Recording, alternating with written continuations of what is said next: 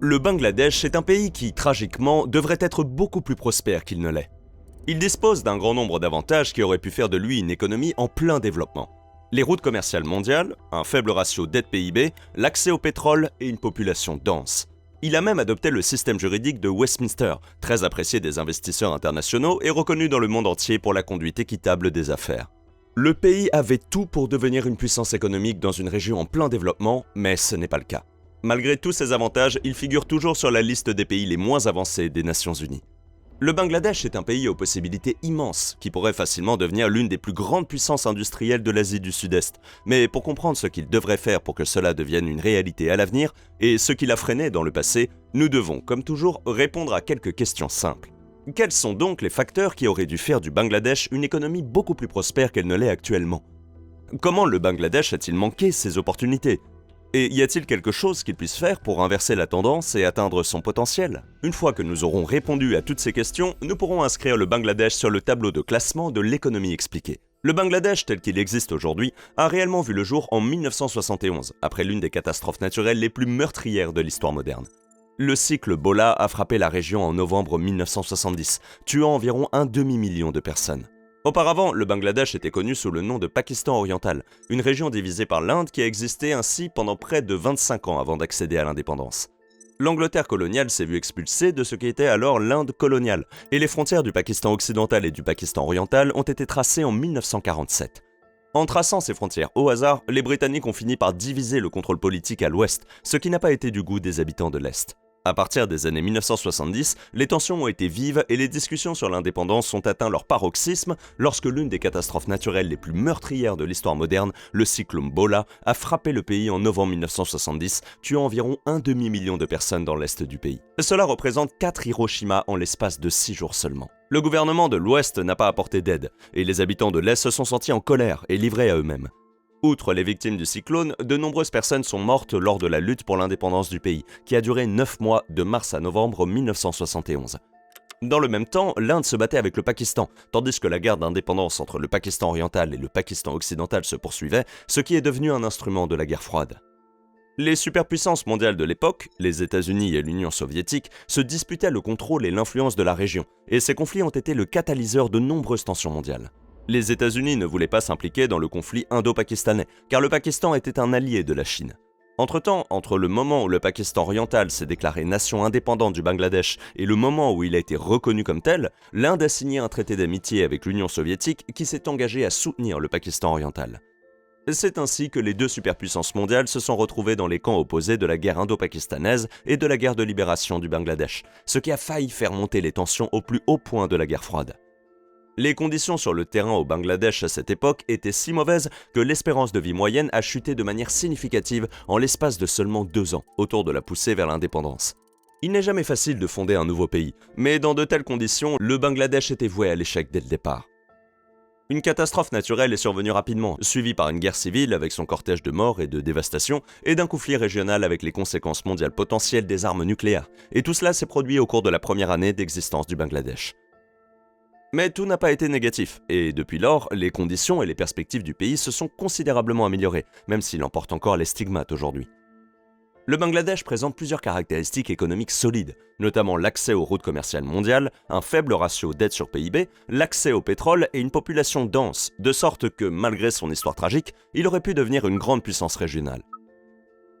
Mais au-delà de ces débuts difficiles, des problèmes plus fondamentaux lui barrent la route.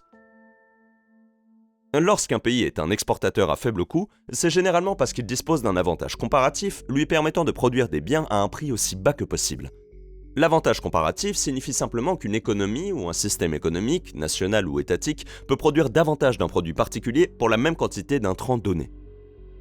Les facteurs de production peuvent être la main-d'œuvre, combien de main-d'œuvre est nécessaire et combien valent ces heures, les matériaux, avec quelle efficacité une économie peut-elle transformer de l'acier en voiture, ou même le temps.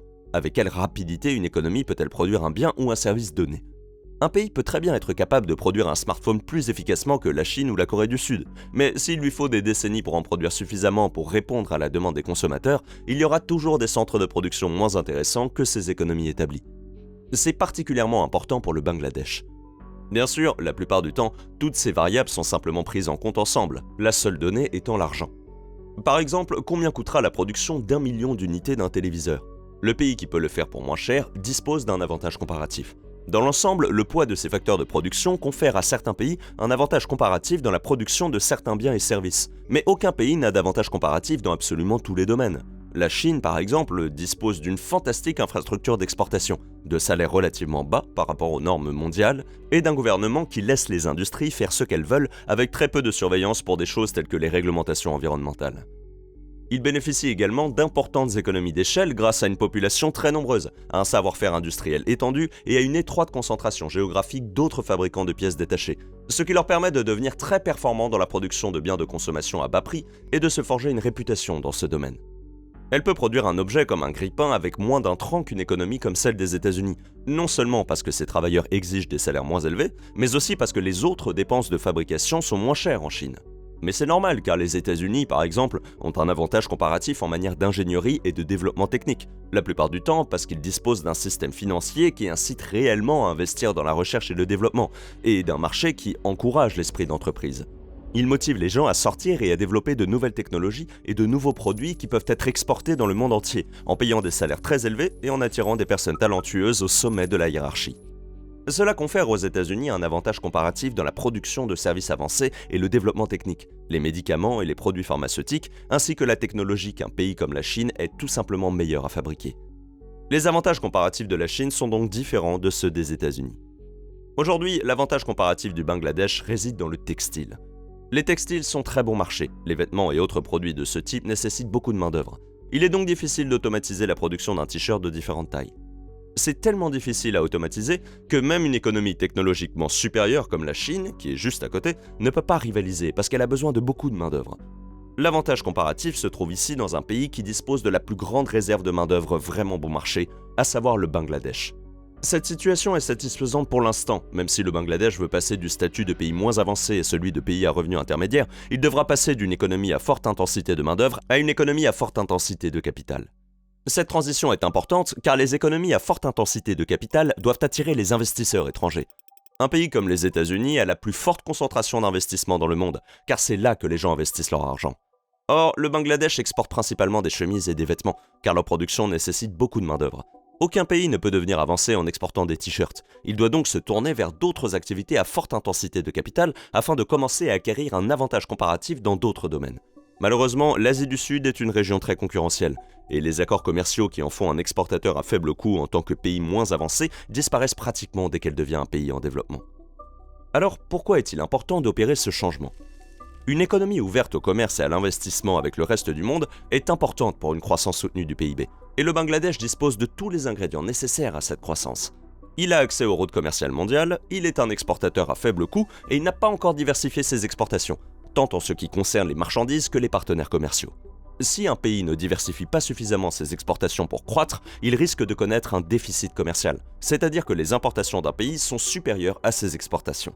Ce déficit rend le pays plus vulnérable aux chocs extérieurs ou aux événements inattendus qui ont un impact sur l'économie, comme la pandémie de Covid-19 ou la série actuelle de conflits mondiaux.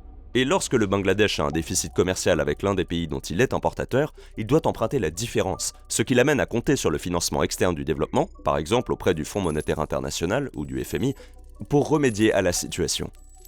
Mais le Bangladesh a évité cette situation pour l'instant, car il dispose d'un autre atout financier surprenant, les transferts de fonds, c'est-à-dire les revenus en devises étrangères que les migrants extérieurs envoient dans leur pays d'origine. En plus d'être une source de revenus pour continuer à payer toutes ces importations supplémentaires, ce flux de devises étrangères ajoute une couche de stabilité à ses réserves de change. Disposer de réserves de change suffisantes aide également un pays à maintenir un taux de change stable, ce qui renforce la confiance dans son économie. La plupart des pays à faible revenu comme le Bangladesh dépendent fortement des envois de fonds, notamment parce que l'argent reçu d'une personne travaillant à l'étranger est la principale, voire la seule source de revenus d'un ménage, ce qui influe sur le montant que les membres de ce ménage dépensent en biens et services au Bangladesh, contribuant ainsi à la croissance de son PIB. Il est essentiel pour tout pays de mesurer avec précision tous ces indicateurs économiques. Or, si la plupart des économies avancées disposent de données fiables et actualisées, utilisées par les décideurs politiques et les économistes pour prendre des décisions, c'est l'un des points sensibles pour le Bangladesh. À tel point qu'il n'a pas été en mesure de mettre en place un système statistique crédible et qu'il publie des données truffées d'inexactitudes et d'anomalies. Et dans les pays en développement, le risque est plus grand de succomber aux pressions politiques des partis au pouvoir en manipulant les données pour servir un agenda plus large. L'authenticité des chiffres du PIB publiés par le Bureau des statistiques du Bangladesh a été mise en doute, et les statistiques d'exportation publiées par le Bureau de promotion des exportations du pays manquent de transparence. Par exemple, l'EPB a affirmé que les exportations de produits de base avaient augmenté de 6,7% à la fin de l'année fiscale 2023, alors qu'une autre agence statistique du pays, le National Board of Revenue, a déclaré que les exportations avaient en fait baissé de 5%. Ce manque de coordination entre les différentes agences d'information crée un chaos pour les décideurs politiques et les économistes qui utilisent ces données pour prendre des décisions importantes en matière de politique économique. Le Bangladesh se trouve à un moment critique de son histoire de plus de 50 ans. Il est sur le point de sortir de la liste des pays les moins avancés des Nations Unies, où il a capitalisé sur son économie à forte intensité de main-d'œuvre grâce à des accords commerciaux qui en font un partenaire d'exportation idéal.